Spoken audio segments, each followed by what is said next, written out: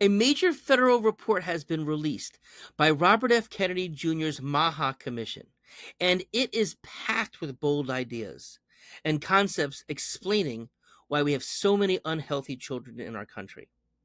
However, it is pretty light on implementation. Now, we've been talking on this channel for a while, not just on what these individual issues are, but ways to make a difference, how we can actually help individual families minimize toxicity and optimize nutrition.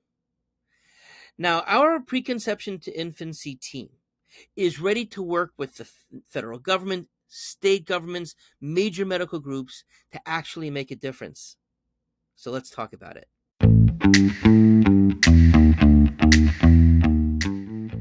Hey, everybody, I'm Dr. David Berger, a board certified pediatrician in Tampa, Florida, and my career has been focusing on making healthy kids.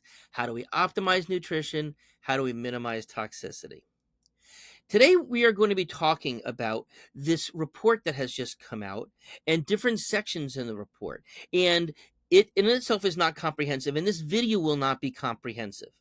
In fact, I've made videos on so many of these topics that talk about the problem as well as things we can implement to make a difference. So I would encourage you to go back and look at those videos for more information. I would also encourage you to read the report itself. I've put a link down below because it's really quite remarkable and it's well cited. It's definitely not comprehensive, but it really gets to the heart of so many of the matters that we've been focusing and caring about here.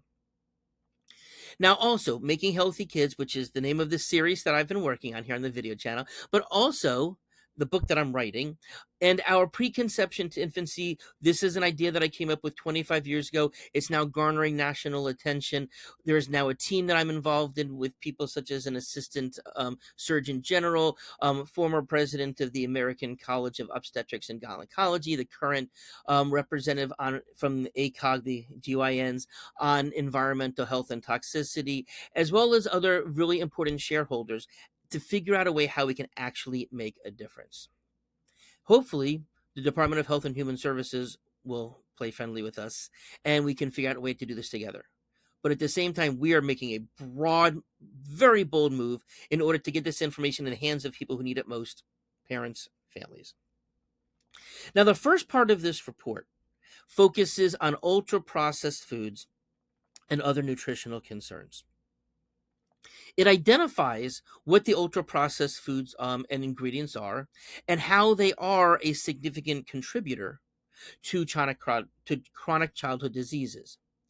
It also does note that federal programs like SNAP and the School National Lunch Program is loaded with ultra-processed foods and additives, all types of things. And so while the report is calling out ways of figuring it, the government itself is contributing to the problem right now. Hopefully that will change. But the report does call out very specific additives of concern. Things like food colorings, preservatives, high sugars, artificial sweeteners. All of these are concerns, and they certainly do not need to be in our children's diets. It also does emphasize that poor nutrition overall is really a cause of early childhood disorders and diseases, and it calls for a significant improvement when it comes to access to natural, fresh, nutrient-rich foods. It also does cite evidence how the ultra-processed foods are leading to things like obesity, metabolic syndrome, and inflammation in our children.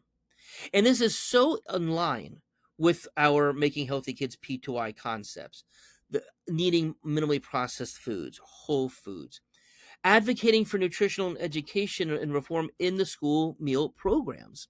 But also, we need to support family changes as well as changes educating the medical providers, people who are out there talking to families about this, because they need to get the information as well to pass it along on a grander scale. But also, not just the importance of making of food lunches, etc., but how can we do this from the preconception and pregnancy periods, which again, very much what we are all about here. But it does have some significant implementation gaps. Number one, It doesn't really talk about any strategies to reduce ultra processed foods. It doesn't have any clear guidelines for the school programs as to how to actually do it. It just states the problem. There's no real framework for implementing the access to the nutritional healthy dense foods, especially in low income and underserved areas. And it also doesn't mention anything at all about testing for some of the most important nutrients that can be done on grand scale is covered by many insurances, things like vitamin D, zinc, and iron. Now, another area that they really focused on, the second section, was on environmental chemical exposures. And again, so much that we've been talking about here. It raises the concerns about childhood exposure to all of these things, such as forever chemicals, microplastics, the phthalates, bisphenols like BPA, but there's more, microplastics, heavy metals, pesticides, again, things we've talked about, but it really goes into quite detail on all of these things. And it does suggest the need for more research and to figure out what the health impacts really are. Are all of these substances which are been known to have some levels of toxicity, are they as important? Are kids getting exposed to one type more than the other? Where are they getting it from? If you don't know that information, you can't fix the problem. But of course, it is very aligned with our Making Healthy Kids P2I concepts. Again, hopefully getting it from the preconception period and during brain and neural development in utero all the way through.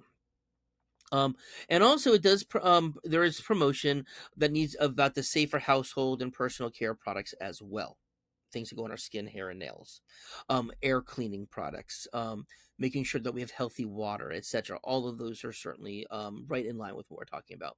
But again, there's no actionable steps in this report to mitigate those risks. You know, one of the members of our P2I team, Dr. Cordero, whose work was in Puerto Rico, he spent time doing a very long and detailed research project identifying the toxins in women who are going to be pregnant, and was able to tell them what toxins were in their urine and give them handouts as to how to minimize exposure. And as I've talked about here before, there's a 20% chance of having a preterm baby. That baby has to go to the ICU. In Puerto Rico, 20% versus 10% in the rest of America. However, by doing this, they were able to reduce the toxic exposure and reduce the preterm births from 20 to 10% in just a 5-year period. So again, this stuff, it can be done. There's research. We know how to do it. But also, one of the things that's lacking is there's no really proposal of any kind of regulations, public health campaigns to address the concerns to get people to know what they need to do. Now, another section that they talked about was physical activity and chronic stress. And it highlights the detriment when people have sedentary lifestyles, excessive screen time, chronic stress on a child's health. And it links these factors to specific conditions of mental health and chronic diseases, which again, very in line with what we're talking about. The importance of exercise, outdoor play.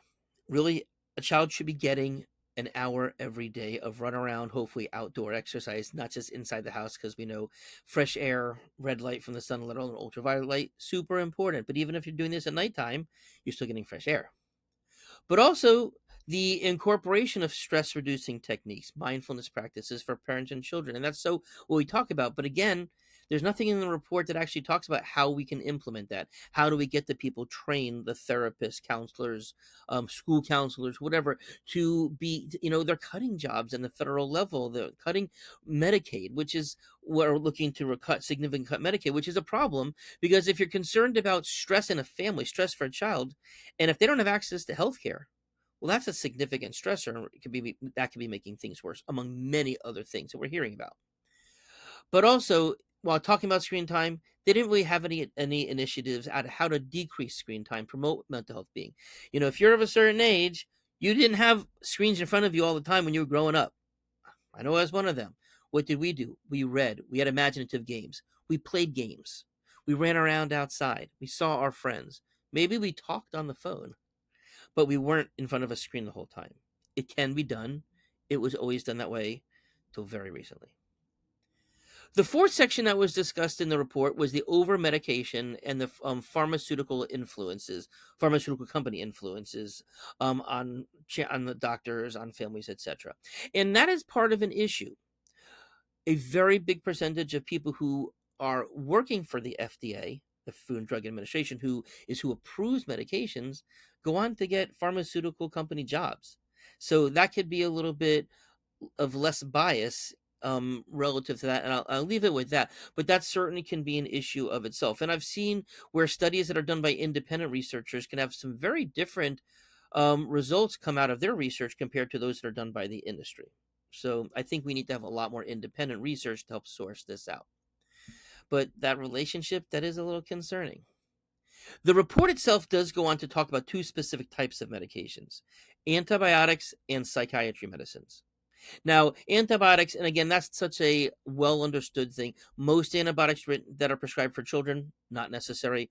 Almost overwhelmingly, kids get viruses, not bacteria. Antibiotics don't touch viruses. And that, of course, causes problems because we've seen this continued buildup of antibiotic resistant bacteria. We've seen alterations in children's microbiome that can lead to mental and physical health issues. So that's a problem. But also psych meds. And it's not to say that some kids don't need those types of things like anti-anxiety, anti-depression, ADD types of medications. But it is also true that there's not been enough research looking at the long-term implications of exposure to these medications. But in addition to that, and this, and they are calling for those long-term studies to be done, and that's a really good idea. However, there in mentioning also above the importance of mental health counseling, of things like executive function counseling, educational coaches. These are the types of things that should be done even before medication is prescribed, because sometimes they don't need the medication, maybe a lot of the time, but also should be done while a person's on medication, because if you don't give them the tools, then they're pretty much just using drugs, and they're not getting, they need the tools to figure out how to get out of that to be successful without these medications. So, one of the issues of this report, though, it doesn't speak to anything relative to root cause about things, so many of the things we talked about, like healthy microbiomes, healthy food, proper nutrition, that can decrease the chances of developing mental health, behavioral health issues in the first place, or to minimize them once they're there. It really doesn't have any recommendations for the clinician education or changing in the medical practice guidelines to decrease the use of medications. It's talked about in theories, it's talked about at conferences, but it's not really drilled into a lot of doctors. Part of it is because they don't have a lot of time to spend with patients, and it's easier just to write a prescription. But also, it does fail to go into all of that non-pharmaceutical solutions, like I talked about. More things like family therapy, CBT, cognitive behavioral therapy. Okay, if there's not peace in the home, maybe the kid's anxious, maybe the kid's stressed, and those things need to be identified and dealt with as well. All right, so what do we need to do? We need to bridge the gap between what we know, we need to do more research, and we need to have tools that we can implement. That's why we're doing all of this. That's why making healthy kids, that's why preconception to infancy and beyond has to be part of the solution, because we've done this before. I know I've talked so many times about the success we've been having in our practice. Things such as, while the national incidence of autism is about 1 in 31, we seem to be at 1 in 300. Why I so rarely see kids develop chronic diseases in our practice. But also things like I mentioned, such as the prenatal, the preterm births, like that I was talking about before. So we on our team know what to do. We just need to have the ability to implement it on a grand scale basis. So this is important stuff. We're going to be talking about this probably for the rest of our lives and beyond that. But what are we doing now that has not been happening in a overall historically in this country? We now are identifying the problems and we're coming up with solutions. Have a nice day.